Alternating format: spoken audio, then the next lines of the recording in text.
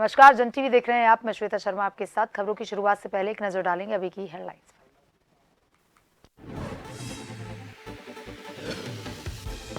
केंद्र सरकार का action, NTA director Subodh Kumar को पद से हटाया। नीट पीजी परीक्षा हुई स्थगित। यूजी एग्जाम की सीबीआई करेगी जांच। आज ग्रेस मार्क्स वाले छात्रों का री एग्जाम।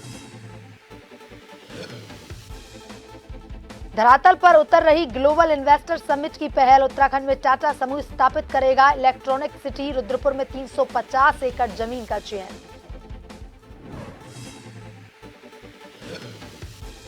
विधानसभा उपचुनाव को लेकर कांग्रेस ने कसी कमर। वॉर रूम प्रभारी नियुक्त। पार्टी कर रही दोनों सीटों पर जीतने का दावा।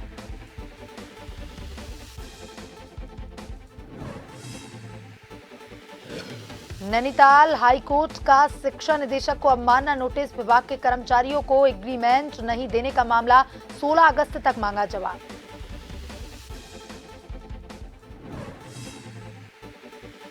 उत्तराखंड में आज बदलेगा मौसम का मिजाज। गढ़वाल और कुमाऊं के 9 जिलों में हल्की बारिश के आसार। 30 से 40 किलोमीटर प्रति घंटे की रफ्तार से चल सकती हैं हवाएं।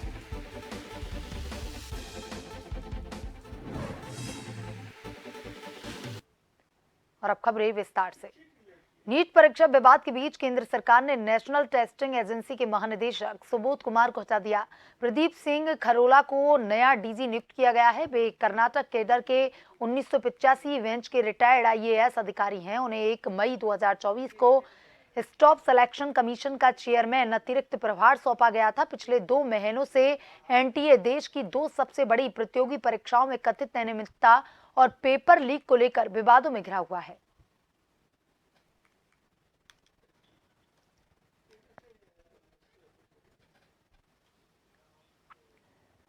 तेईस जून यानी कि आज होने वाली नीट पीजी परीक्षा स्थगित कर दी गई। इसे national board of examination of medical sciences कराता है। 300 शहरों के 1000 से ज्यादा सेंटर पर यह एग्जाम होना था। नई तारीख जल्द घोषित की जाएगी। शिक्षा मंत्रालय ने एनटीए की परीक्षाओं में गड़बड़ियां रोकने और पारदर्शिता लाने के लिए 7 मेंबर्स की हाई लेवल कमेटी का ऐलान किया।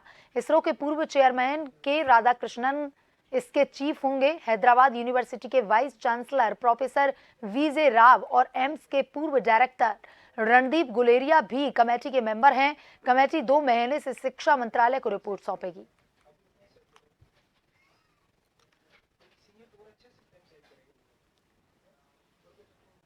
नीट रिजल्ट में ग्रेस मार्क्स पाने वाले 1563 कैंडिडेट्स के लिए आज यानी कि 23 जून को री एग्जाम होगा।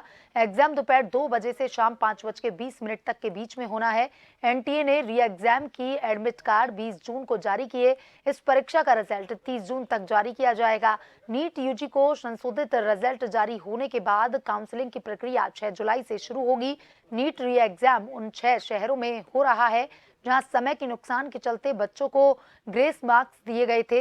री एग्जाम 6 शहरों में है, लेकिन परीक्षा केंद्र बदल दिए गए हैं।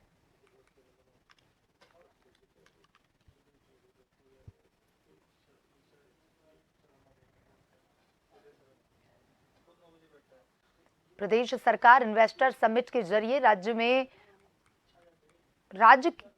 राज्य में उद्योग क्षेत्र को आगे बढ़ाने के लिए निरंतर प्रयास कर रही है। उत्तराखंड में टाटा समूह अपनी इलेक्ट्रॉनिक सिटी स्थापित करने जा रहा है। लंबे समय से सचिव नियोजन आर मीनाक्षी सुंदरम समेत उद्योग से जुड़े अधिकारी इसके लिए प्रयास कर रहे हैं और अब टाटा समूह द्वारा इसे मंजूरी भी मिल गई है।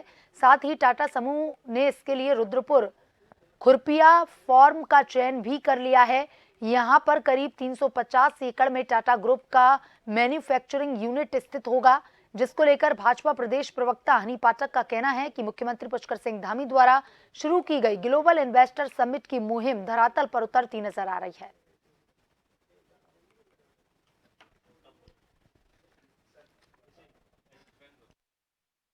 है कि जो हमारे मुख्यमंत्री श्री पुष्कर सिंह धामी जी ने एक मुहिम चालू करी थी इन्वेस्टर समिट की, यहाँ पर वो अभी धरातल पर होती नजर आ रही है। इससे हमारे उत्तराखंड का और भी सर्वाधिक विकास होगा, यहाँ के युवाओं को रोजगार मिलेगा और उत्तराखंड का जो एक हम लोग नारा लेकर चल रहे थे कि आने वाला दशक उत्तराखंड का दशक होगा, उस पर हम लोग खरे उतरते नजर आ रहे हैं। और ये जो पलायन की समस्या का हम लोगों ने वादा किया था कि इसको दूर करेंगे, उस पर भी हम लोग खरे उतरते नजर आ रहे हैं, क्योंकि अगर यहाँ पर इंडस्ट्रीज लगेंगी इसी तरीके से, प्लांट्स लगेंगे कोई किसी चीज के कभी किसी चीज के, तो इससे निश्चित तौर पर कहा जा सकता है और देखा जा सकता है कि उत्तराखंड का विकास हो रहा है।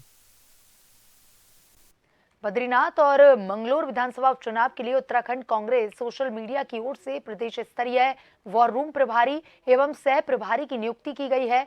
वहीं वॉर रूम प्रदेश प्रभारी आशीष नोटियाल ने बताया कि किसी भी चुनाव में वॉर रूम का अपना एक अलग महत्व होता है। वॉर रूम के माध्यम से ही रणनीति तैयार की जाती है। इस बार कांग्रेस वॉर रूम के माध्यम से लोगों को जगाने का काम करेगी कि किस प्रकार से राजेंद्र भंडारी कुछ घंटे पहले भाजपा को अपशब्द कह रहे थे और अगले ही क्षण भाजपा में शामिल हो गए। वहीं उन्होंने कहा कि मंगलोर सीट पर भी उनके प्रत्याशी को इस बार जीत से कोई नहीं रोक सकता। जिस प्रकार से पार्टी ने मेरे ऊपर विश्वास जताया है, तो मैं उन्हें निश्चित विश्वास दिलाऊंगा। मैं पूरी लगन के साथ इस दायित्व को निभाऊंगा और हमारा वार रूम का काम होगा। जिस भी तरह हमारे दोनों विधानसभा में जो उपचुनाव हैं, वहाँ की जितनी भी एक्टिविटी गतिविधियाँ होती हैं, जो पार्टी के जो हमारे कार्यकर्ताओं द्वारा होती हैं, जो भी होती हैं, उनको आगे तक पहुँचाना। साथ में जो भी इनके द्वारा बोला गया है, जितने हमारे विधायक थे, चाहे ये अपने बद्रीनाथ के विधायक हैं हमारे भंडारी जी, इन लोगों के द्वारा जो कल तक ये लोग भाजपा की बुराई करते नहीं थकते थे, आज भाजपा की तारीफ कर रहे हैं। तो इन बातों को भी जनता तक पहुंचाना होगा कि इन लोगों ने पहले क्या बोला था और आज क्या बोला था। आज ऐसा क्या हो गया कि ये लोग वहां चले गए। सिर्फ जनता को गुमराह करना इन नेताओं का काम रह गया। जनता को गुमराह कर रहे हैं। मसूरी में मशहूर अभिनेता टॉम आल्टर का 74वां जन्म दिवस मनाया गया। मसूरी कांग्रेस पार्टी के द्वारा मसूरी शहीद स्थल पर आयोजित कार्यक्रम में टॉम ऑल्टर की तस्वीर पर पुष्प अर्पित कर उनको श्रद्धांजलि दी गई और उन्हें याद किया गया। इस मौके पर शहर कांग्रेस अध्यक्ष अमित गुप्ता ने कहा कि टॉम ऑल्टर मसूरी के थे और उनकी कई यादें मसूरी से जुड़ी हुई हैं। उन्होंने जहां फिल्मों में विभिन्न प्रकार के किरदार किए और फिल्म इंडस्ट्रीज में अपनी एक अलग पहचान बनाई। टॉम साल 1980 से लेकर 1990 के दशक में स्पोर्ट्स जर्नलिस्ट भी रहे। वह पहले जर्नलिस्ट थे जिन्होंने टीवी पर सचिन तेंदुलकर का इंटरव्यू लिया जब वह क्रिकेट में कदम रखने जा रहे थे।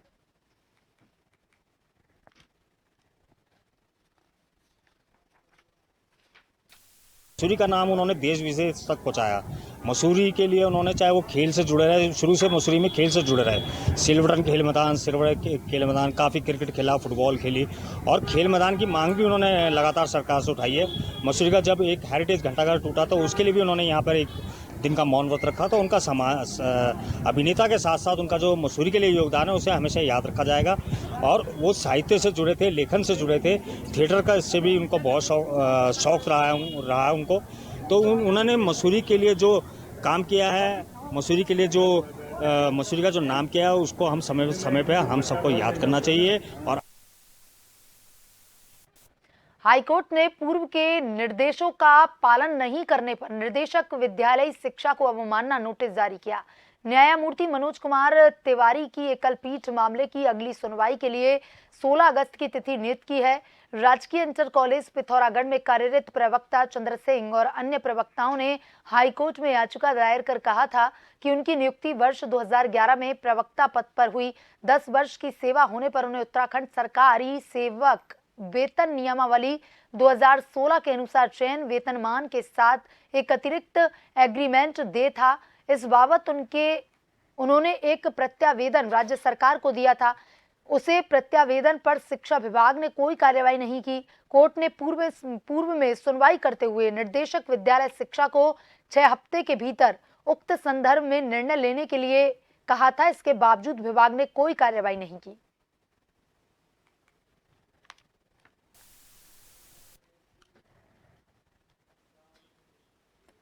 हाईकोर्ट ने देहरादून में अतिक्रमण कर डेयरी बनाने के मामले में एसडीएम सदर देहरादून के 20 जून के नोटिस को चुनौती देने वाली याचिका पर सुनवाई की।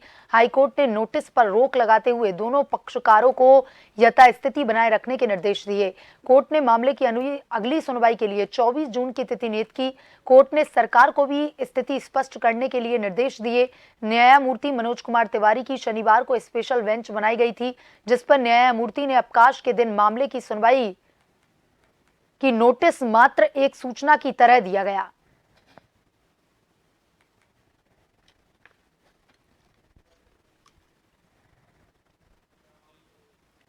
पिथौरागढ़ पुलिस अधीक्षक रेखा यादव द्वारा अग्निशमन एवं आपात सेवा केंद्र पिथौरागढ़ के नवनिर्मित भवन में विधिवत पूजा अर्चना हवन कार्यक्रम में नवग्रह पूजन किया। फायर यूनिट के नए भवन में कर्मचारियों के रहने हेतु अत्याधुनिक सुविधाओं से लैस वेरके बनाई गई हैं, जिनमें जवानों को घर जैसा सुकून मिलेगा। कार्यक्रम के दौरान प्रतिसार निरीक्षक पुलिस लाइन नरेश चंद्र जखमोला, निरीक्षक LIU रोहित जोशी, प्रभारी फायर यूनिट दया किशन सहित अन्य अधिकारी कर्मचारीगण मौजूद रहे।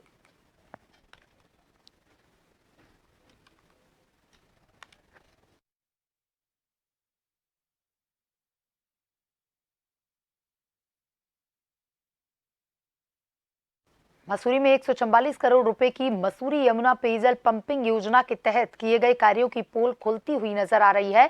मसूरी के गांधी चौक पर जल निगम द्वारा 6 इंच की लाइन का वाल फट गया है, जिससे क्षेत्र में पानी ही पानी हो गया। स्थानीय लोगों ने कहा कि जहां मसूरी में कई क्षेत्र पानी को तरस रहे हैं, वहीं जल निगम के द्वारा पेयजल योजना के तहत किए गए कार्यों की खराब गुणवत्ता के कारण लोग पानी के लिए तरस रहे हैं।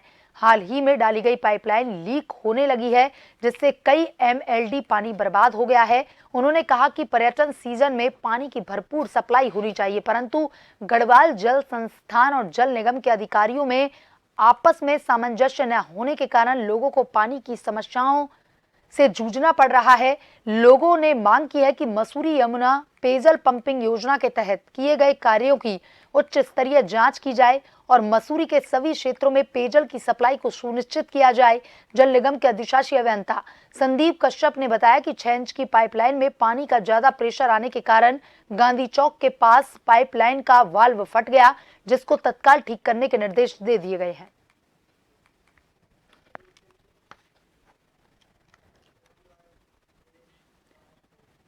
वक्त तो चला है छोटे से ब्रेक का। ब्रेक के बाद वापस खबरों की तरफ रुख करेंगे।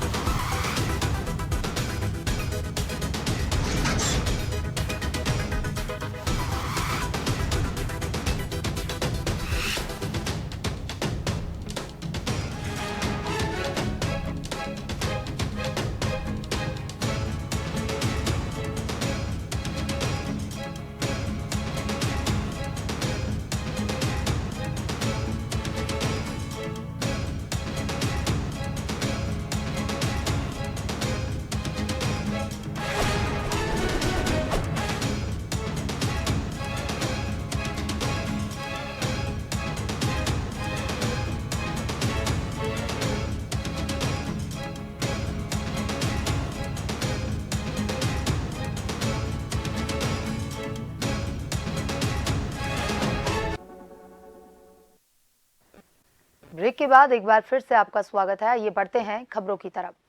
देहरादून के मसूरी में मसूरी गढ़वाल जल संस्थान ने खुले में सीवरेज छोड़ने और सिविल लाइन पर किचन का सॉलिड वेस्ट डालने वाले लोगों के खिलाफ कार्रवाई शुरू कर दी है।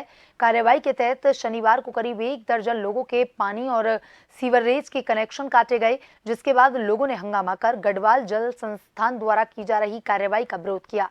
स्थानीय निवासी सतीश जुनेजा ने कहा कि पर्यटन सीजन का समय है और ऐसे में गढ़वाल जल संस्थान अपनी सीवरेज परियोजनाओं की असफलता का ठीकरा जनता पर फोड़ना चाहता है। मसूरी व्यापार मंडल ने भी मसूरी गढ़वाल जल संस्थान का विरोध किया। वहीं मसूरी गढ़वाल जल संस्थान के सहायक अभियंता त्रिपेंद्र सिंह रावत ने कहा कि कई होटल और रेस्टोरेंट संचालकों के द्वारा अपना किचन सॉलिड वेस्ट सीधे सीवरेज की मुख्य लाइन में डाला जा रहा है, जिससे कई क्षेत्रों की सीवरेज लाइनें क्षतिग्रस्त हो रही हैं। उन्होंने बताया कि करीब 1 दर्जन लोगों के सीवरेज और पानी के कनेक्शन काटे गए हैं।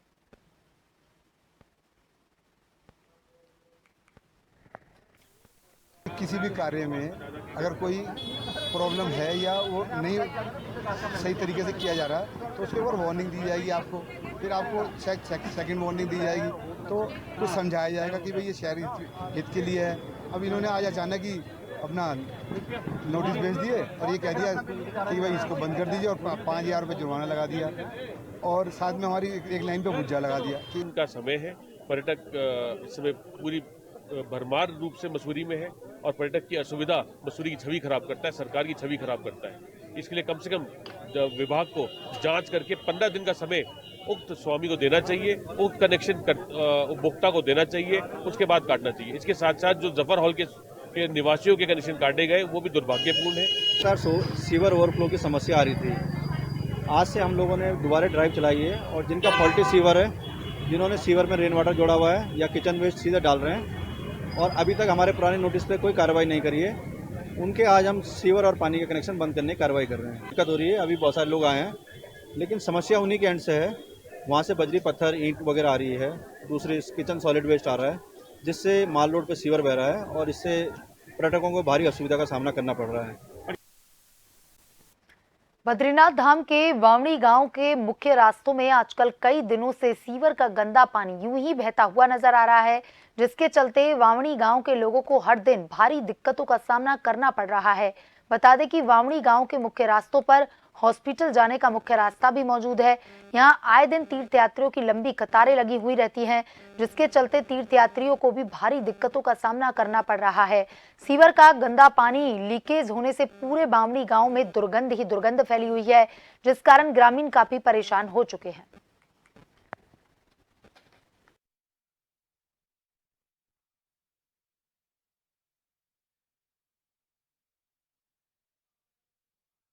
देहरादून में पेड़ों के कटान को रोकने के लिए कई संगठनों ने शहर के मुख्य चौराहा दिलाराम चौक से प्रसिद्ध सेंट्रियो मॉल तक पैदल मार्च निकाला। हजारों की संख्या में पहले लोग दिलाराम चौक के पास एकत्रित हुए और पर्यावरण के संरक्षण के लिए पेड़ों को बचाने की शपथ ली। इस पैदल मार्च में स्कूली बच्चों से लेकर के बुजुर्ग तक सम्मिलित हुए। सभी लोगों ने देहरादून में बढ़ रहे तापमान को लेकर चिंता जताई और इसका मुख्य कारण विकास के नाम पर पेड़ों के कटान को बताया। उपस्थित लोगों ने कहा कि सरकार विकास के नाम पर पेड़ों पर कटान बंद करे और विकास का एक दूसरा मॉडल लाए, जिससे पेड़ों के संरक्षण के साथ साथ सड़कों की चौड़ाईकरण और शहर का विकास हो सके।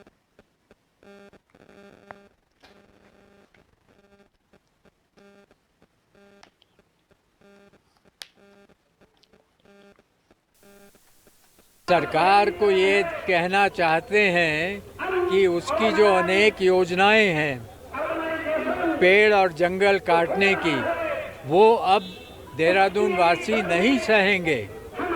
हमने जो इस साल तापमान झेला है, इसको हम आगे झेलने को तैयार नहीं हैं। हम जानते हैं कि आगे 43 नहीं 45, 47, 50 डिग्री तक तापमान जा सकता है। उसमें जो नुकसान होगा, जो जान माल का नुकसान होगा, वो सहने को हम तैयार नहीं हैं। इसलिए सरकार अपने विकास का मॉडल तुरंत बदले। लोगों का जो गुस्सा है, लोगों की जो निराशा है, उसको लेकर के आज देहरादून की सड़कों में इस किस्म का जो सैलाब निकला है, वो निश्चित तौर पर भी किसी भी सरकार को जो है वो चिंतित करना चाहिए। 24 साल हो गए उत्तराखंड राज्य बने हुए। आप ही मुझे बताइए कि क्या कभी आपने देहरादून में इस किस्म की जेंट्री का आप लोगों ने खुद देखा है बाहर आना?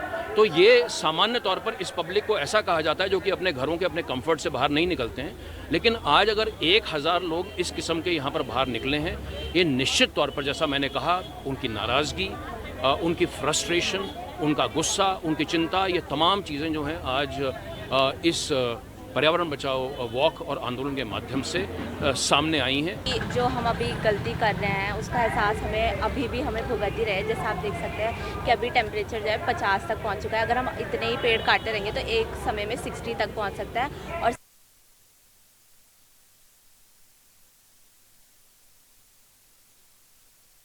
इसके प्रॉब्लम ना हो, इसलिए हमें अभी से पेड़ लगाने चाहिए। अगर हम पेड़ काट देंगे तो हमें ऑक्सीजन नहीं मिलेगी और एक दिन ऐसा आएगा जिस दिन हम मरने वाले होंगे, हमें ऑक्सीजन की बहुत ज़्यादा ज़रूरत होगी। तब जाके हमें एहसास होगा कि हमने पेड़ काट के बहुत ज़्यादा गलती करी है।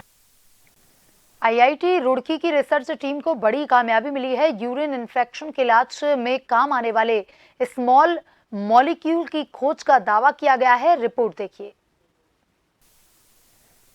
भारतीय प्रौद्योगिकी संस्थान यानी IIT रुड़की के रिसर्च के छात्रों ने एक ऐसे अणु की खोज की है जो एंटीबायोटिक रेजिस्टेंस के खिलाफ मुहिम में अहम भूमिका निभा सकता है। खोजा गया अणु यूरिन इन्फेक्शन के इलाज में कारगर साबित हो सकता है। हमने एक ऐसा स्मॉल मॉलिक्यूल डिस्कवर किया जो कि इस इफ्लक्स पंप को ब्लॉक करता है। फिर हमने ये शो किया कि उसका मॉलिक्यूलर मैकेनिज्म क्या है। वो स्मॉल मॉलिक्यूल क्या करता है, वो पीएच ग्रेडियंट को डिस्टर्ब करता है मेम्ब्रेन का, जिसकी वजह से इफ्लक्स पंप ब्लॉक हो जाता है। अब इस इफ्लक्स पंप से क्या होता है कि बायोफिल्म्स भी बाहर जाती थी, तो जब इफ्लक्स पंप ब्लॉक हो गया तो बायोफिल्म भी नहीं बना पाता है। और हमने दिखाया कि इस स्मॉल मॉलिक्यूल की प्रेजेंस में फॉस्फोमाइसिन का इफेक्टिव कॉन्सेंट्रेशन सेल के अंदर बिल्डअप हो जाता है और वो अपने टारगेट तक पहुंच के बैक्टीरिया को किल कर देता है। प्रोफेसर रंजना पठानिया की अगुवाई में रिसर्च कर रही टीम को अणु की खोज में 4 से 5 साल लग गए। ये लगभग 4 से 5 वर्ष का वक्त लगा है इसमें। और ये जो नया अणु है वो यूरिनरी ट्रैक्ट इन्फेक्शन में यूज आने वाला है। इसका ये फॉस्फोमाइसिन एंटीबायोटिक्स के इफेक्टिवनेस को बढ़ाता है, जिसमें कि एसिनेटोबैक्टर बाउमानी एक महत्वपूर्ण बैक्टीरियल पैथोजन है जो कि यूरिनरी ट्रैक्ट इन्फेक्शन का कारण है। विश्व स्वास्थ्य संगठन के मुताबिक एंटीबायोटिक रेजिस्टेंस दुनिया की सबसे बड़ी चिंताओं में से एक है, क्योंकि 2050 तक दुनिया भर में लाखों लोग इसका शिकार बन सकते हैं।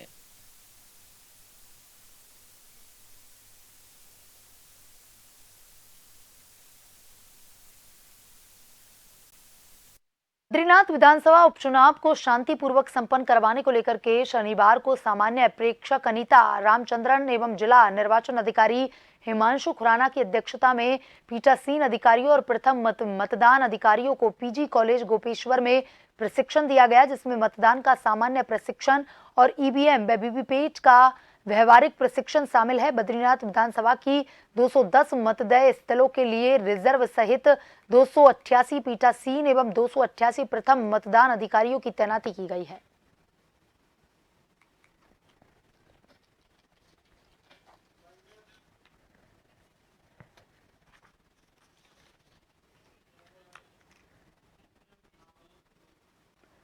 बुलेटिन में अभी तक के लिए इतना ही। बने रहिए जन टीवी के साथ। नमस्कार।